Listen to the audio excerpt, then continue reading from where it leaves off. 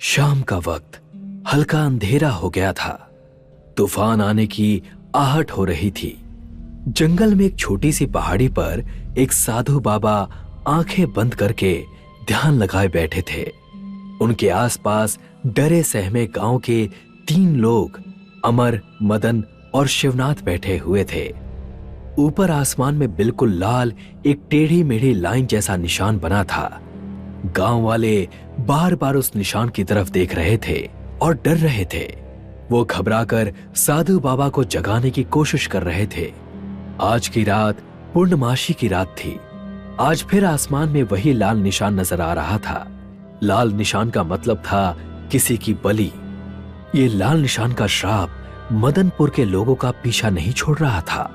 बिल्कुल खून जैसा लाल निशान जैसा आसमान में था, ठीक वैसा ही निशान गांव के किसी आदमी के माथे पर बनता था, और वो जिसके भी माथे पर बनता था वो रात में शैतान बनकर अपने साथ और किसी ना किसी की जान ले लेता था। लाल निशान और भी गाढ़ा होता जा रहा था। उसे देखकर अमर, मानस और शिवनाथ और भी ज्यादा डरे जा रहे थे। तभी शिवनाथ साधु बाबा को जगाते हुए बोला, बाबा बाबा बाबा बाबा हमें बचाओ बाबा। वो लाल निशान और भी ज्यादा गहरा होता जा रहा है। हाँ बाबा, उठिए, हमें बचाइए बाबा। कई बार जगाने के बाद आखिरकार साधु बाबा ने अपनी आंखें खोली। बाबा बाबा, वो फिर आसमान में लाल निशान। बाबा ने आसमान की तरफ देखा। लाल निशान खून की तरह लाल हो गया था। उसे देखकर साधु बाबा ने गंभीर होकर उससे कहा, ये सब उस तिलिस्मी तांत्रिक का किया धरा है। उसके पास बहुत सारी प्रेत आत्माओं की शक्ति है। उसे काबू में करना मुश्किल है, मगर तुम लोग घबराओ मत। मैं आज पूरी कोशिश करूंगा कि किसी की जान ना जाए। हमें क्या करना चाहिए बाबा? आप जो कहेंगे हम करेंगे, बस हम मरना नहीं चाहते। हम मरना नहीं चाहते। तुम लोग गांव पहुंचो, मैं कुछ मंत्रों की साधना करके वहां आता हूँ। उस तिलिस्मी शक्ति से लड़ने के लिए मुझे भी तैयारी करनी होगी। तीनों साधु बाबा को प्रणाम करते हुए बोले, जैसी आपकी मर्जी बाबा, हम गांव चलकर आपका इंतजार करते हैं। बस हमें आप बचा लीजिए। इतना बोलकर शिवनाथ, मदन और अमर गांव वापस लौट चुके थे। साधु बाबा ने कुछ देर आंखें बंद किए हुए कोई मंत्र पढ़ा, फिर आंखें खोलते हुए उस लाल निशान की तरफ देखा। उनकी आंखें भी बिल्कुल लाल निशान जैसी लाल हो गई थीं।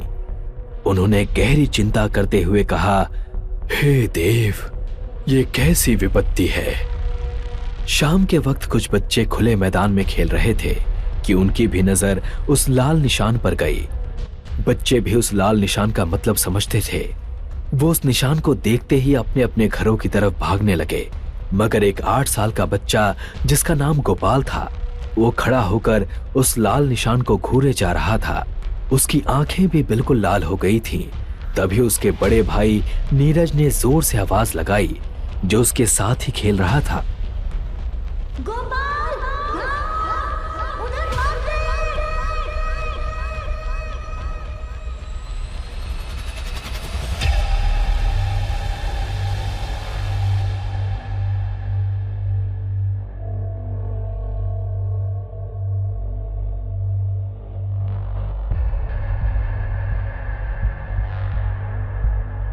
हे भगवान, ये क्या हो गया मेरे बच्चे को?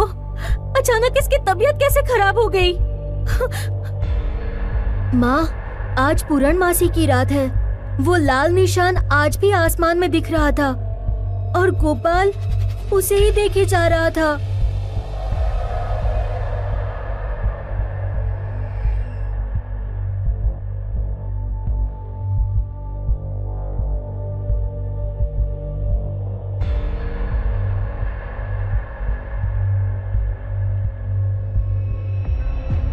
हे भगवान, ये सब कब तक चलेगा? जब तक उस तांत्रिक का श्राप रहेगा तब तक हमें ये सब झेलना पड़ेगा। मगर उसने ऐसा श्राप दिया क्यों? आज से तकरीबन 2 साल पहले ये गांव बहुत खुशहाल था। सभी मिलजुल कर रहते थे। यहाँ पर एक रात एक तांत्रिक इस गांव में आया। उसने हम गांव वालों से कहा कि अगर हमें हमेशा इस गांव को खुशहाल रखना है तो इसके लिए हमें एक देव का मंदिर बनवाना होगा और एक भैंसे की बलि देनी होगी। हम गांव वाले उसकी बात मान गए। हमने देव का मंदिर बनवाया और फिर एक भैंसे की बलि चढ़ाई, मगर हमें क्या पता था कि हमने बहुत बड़ी गलती कर दी। अब वो हर पूर्णमासी की रात हमसे एक भैंसे की बलि मांगने लगा। हमें गांव की खुशहाली के लिए ये दान सही लग रहा था, लेकिन हद तो तब हो गई जब एक रात उसने बच्चे की बलि मांगी। हमने जब इसका विरोध किया तो उसने हमें श्राप देने की धमकी दी। फिर गुस्से में हम सभी गांव वालों ने मिलकर उसे मार पीट कर भगा दिया। उसने जाते जाते हमें लाल निशान का श्राप दे दिया। अब हमें इस श्राप से कोई बचा सकता है तो वो है साधु बाबा। तीनों इस बारे में बात ही कर रहे थे कि तभी बाहर से किसी के चीखने चिल्लाने की आवाजें आने लगी। तीनों भागते हुए बाहर निकले। बाहर का नजारा खतरनाक था। पूरा आसमान काला हो गया था, सिर्फ वो लाल निशान चमक रहा था। गांव में बुधिया के लड़के गोपाल को कुछ हो गया था, उसे दौरे पड़ रहे थे। गोपाल की मां उसे संभाल रही थी और गोपाल जमीन पर पड़ा पड़ा तड़प रहा था। सभी उसे घेर कर खड़े थे कि अचानक वो उठकर बैठ गया। उसकी आंखें बिल्कुल लाल हो गई थी। उसके माथे पर वही लाल निशान उभर आया था। गोपाल एक शैतान में बदल चुका था। उसने हंसते हुए गांव वालों से कहा, कोई नहीं बचेगा, सब एक एक करके मरेंगे। नहीं छोड़ूंगा, किसी एक को लेकर जाऊंगा। वहां खड़े लोगों के चेहरे पर मौत का डर साफ साफ नजर आ रहा था। वो गोपाल से दूर हो गए थे। गोपाल उन्हीं लोगों में से किसी को अपना शिकार बनाना चाह रहा था। गोपाल की माँ गोपाल को देखकर रोई जा रही थी। ये कैसे हो गया? ये श्राप तो मेरे बेटे की जान ले लेगा। छोड़ दो मुझे, मैं अपने बेटे के पास जाना चाहती हूँ। गोपाल की माँ को किसी ने पकड़ रखा था। उसे समझ नहीं आ रहा था कि जिसे वो गोपाल समझ रही थी वो गोपाल नहीं बल्कि एक शैतान में तब्दील हो चुका था। गोपाल का ऐसा रूप देखकर गांव के लोग वहां से भागने लगे। शिवनाथ, मदन और अमर भी बहुत डर गए थे। फिर अमर ने डरते हुए शिवनाथ से कहा, शिवनाथ, साधु बाबा ने कहा था कि वो आएंगे, मगर उनका अभी तक कोई पता नहीं। लगता है आज फिर से वही अनहोनी होने वाली है। शैतान बन चुका गोपाल फिर से किसी न किसी की जान लेकर जाएगा। साधु बाबा को तो अब तक आ जाना चाहिए था। हमें तो सिर्फ उन्हीं का सहारा है। अगर उन्होंने भी हमसे मुंह फेर लिया तब हमें कोई नहीं बचा पाएगा। वो तीनों बातें ही कर रहे थे कि तब तक अजीब सी आंधी चलने लगी और थोड़ी ही देर में किसी की हंसने की आवाजें आने लगी। मदन ने डरते हुए पूछा, ये किसके हंसने की आवाज है? कौन है? अचानक शैतान बने गोपाल के पास ही एक काला साया नजर आने लगा था। उस काले साये ने हंसते हुए कहा, ये देव का कहर है। तुम लोगों ने देव को बलि चढ़ाने से मना किया था। अब देव अपनी बलि खुद लेगा। सब मरेंगे बारी बारी और तुम्हारी आत्माओं को बनाऊंगा मैं गुलाम।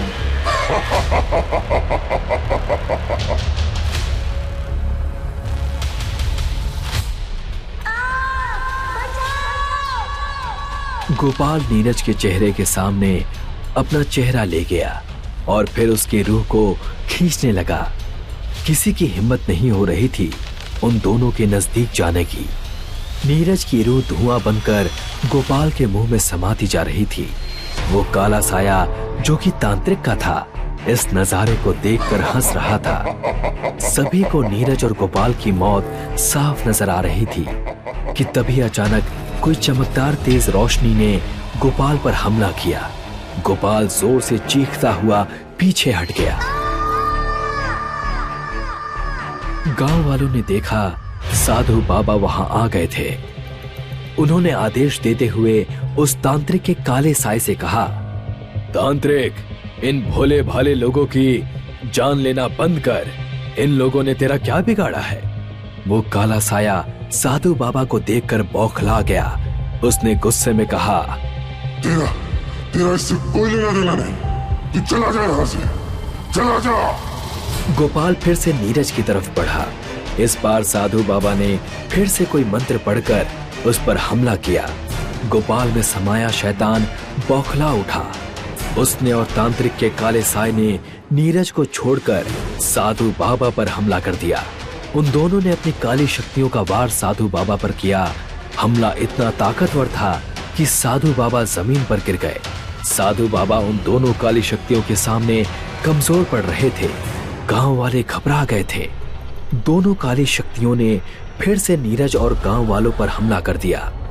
तांत्रिक उनकी आत्मा खींचता जा रहा था कि तभी अचानक साधु बाबा ने खड़े होकर अपनी छड़ी आगे करते हुए जोर से चीखा और मंत्र पढ़ा, प्रेत कालम विनश्यति, प्रेत कालम विनश्यति। चारों तरफ जोर का तूफान उठने लगा था। गांव वाले अपनी आंखें बंद किए जमीन पर बैठ गए थे। साधु बाबा की छड़ी से तेज सफेद रोशनी निकलने लगी थी और देखते ही देखते तांत्रिक और गोपाल के शरीर में समाया शैतान उस छड़ी की ओर खींचते चले गए। नहीं नहीं, छोड़ दे, नहीं, छोड़ दे, छोड़ दे, नहीं, छोड़ दे, नहीं, नहीं। दोनों उस छड़ी में समा गए थे। साधु बाबा ने अपनी बची हुई ताकत लगाते हुए उस छड़ी को तोड़ दिया और फिर जमीन पर गिर गए।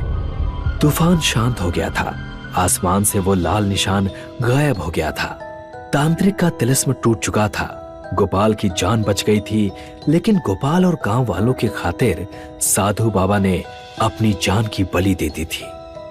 इस घटना के बाद गांव वालों ने देव का मंदिर हटाकर साधु बाबा की समाधि बना दी थी। उसके बाद मदनपुर गांव के लोगों ने आसमान में वो लाल निशान कभी नहीं देखा। आज भी मदनपुर गांव में हर सोमवार साधु बाबा की तपस्थली पर मेला लगता है।